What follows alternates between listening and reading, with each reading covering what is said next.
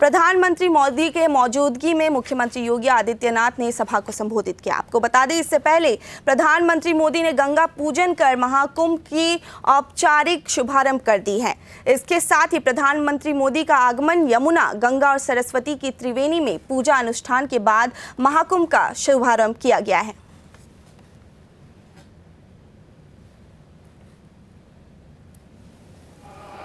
ये एकता का ऐसा महायज्ञ होगा जिसकी चर्चा पूरी दुनिया में होगी।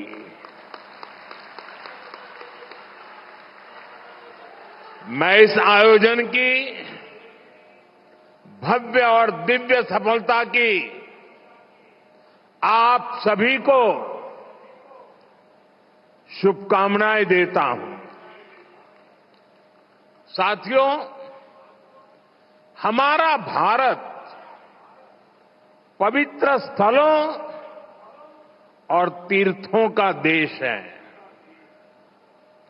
ये गंगा, यमुना, सरस्वती, कावेरी, नर्मदा जैसी अनगिनत पवित्र नदियों का देश है।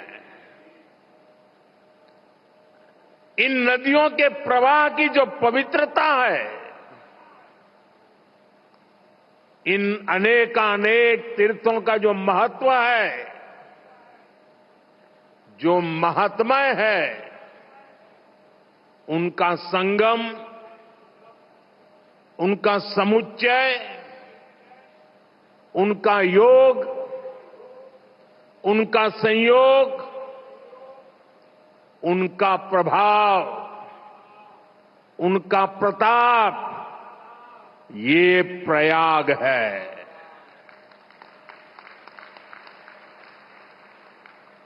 ये केवल 3 पवित्र नदियों का ही संगम नहीं है। प्रयाग के बारे में कहा गया है, माघ मकरगत रवि जब होई, तीरथ पति ही आव सब कोई। अर्थात जब सूर्य मकर में प्रवेश करते हैं, सभी दैवीय शक्तियां, सभी तीर्थ, सभी ऋषि, महर्षि, मनीषी प्रयाग में आ जाते हैं। ये वो स्थान है जिसके प्रभाव के बिना पुराण पूरे नहीं होते। प्रयागराज वो स्थान है जिसकी प्रशंसा वेद की ऋचाओं ने की है। भाइयों बहनों, प्रयाग वो है जहां पग पग पर पवित्र स्थान है, जहां पग पग पर पुण्य क्षेत्र है।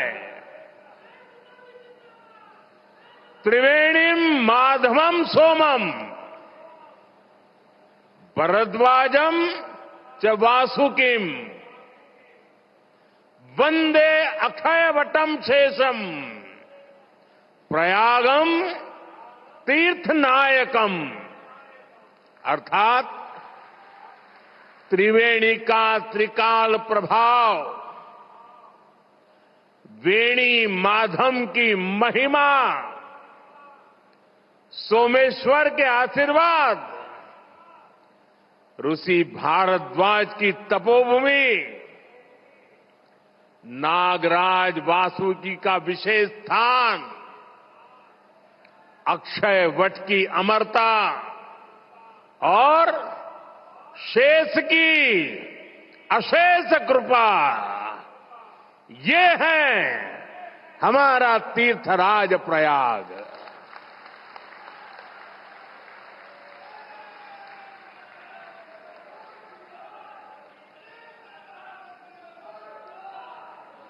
तीर्थराज प्रयाग यानी चारी पदारथ भरा भंडारू, पुण्य प्रदेश देश अति चारू।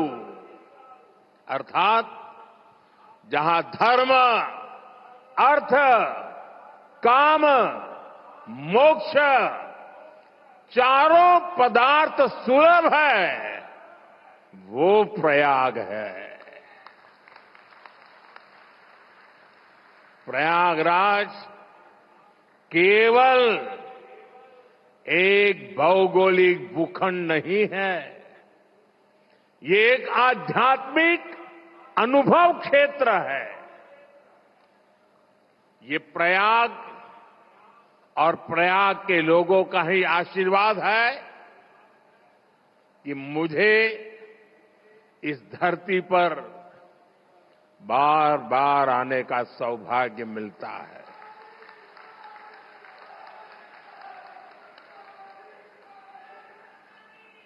पिछले कुंभ में भी मुझे संगम में स्नान करने का सौभाग्य मिला था और आज इस कुंभ के आरंभ से पहले मैं एक बार फिर मां गंगा के चरणों में आकर के आशीर्वाद प्राप्त करने का सौभाग्य प्राप्त किया। आज मैंने संगम घाट के लेटे हुए हनुमान जी के दर्शन किए, अक्षय वट वृक्ष का आशीर्वाद भी प्राप्त किया। इन दोनों स्थलों पर श्रद्धालुओं की सहूलियत के लिए हनुमान कॉरिडोर और अक्षय वट कॉरिडोर का निर्माण हो रहा है। मैंने सरस्वती कूप रीडेवलपमेंट प्रोजेक्ट की भी जानकारी ली। आज यहां हजारों करोड़ रुपए के प्रोजेक्ट का लोकार्पण हुआ है। मैं इसके लिए आप सबको बधाई देता हूं। साथियों, महाकुंभ हजारों वर्ष पहले से चली आ रही हमारे देश की सांस्कृतिक, आध्यात्मिक यात्रा का पुण्य और जीवंत प्रतीक है। एक ऐसा आयोजन जहां हर बार धर्म, ज्ञान, भक्ति और कला का दिव्य समागम होता है। हमारे यहां कहा गया है, दश तीर्थ सहस्त्राणि तीस्र कोट्यस्तथा अपराहा सम आगच्छन्ति माध्यातु प्रयागे भरतर्षभ। अर्थात संगम में स्नान से करोड़ों तीर्थ के बराबर पुण्य मिल जाता है। जो व्यक्ति प्रयाग में स्नान करता है वो हर पाप से मुक्त हो जाता है। राजा महाराजाओं का दौर हो या फिर सैकड़ों वर्षों की गुलामी का कालखंड, आस्था का ये प्रवाह कभी नहीं रुका। इसकी एक बड़ी वजह यह रही है कि कुंभ का कारक कोई बाह्य शक्ति नहीं है। किसी बाहरी व्यवस्था के बजाय कुंभ मनुष्य के अंतर मन की चेतना का नाम है। ये चेतना स्वतः जागृत होती है। यही चेतना भारत के कोने कोने से लोगों को संगम के तट तक खींच लाती है। गांव, कस्बों, शहरों से लोग प्रयागराज की ओर निकल पड़ते हैं। सामूहिकता की ऐसी शक्ति, ऐसा समागम शायद ही कहीं और देखने को मिले। यहां आकर संत महंत, ऋषि मुनि,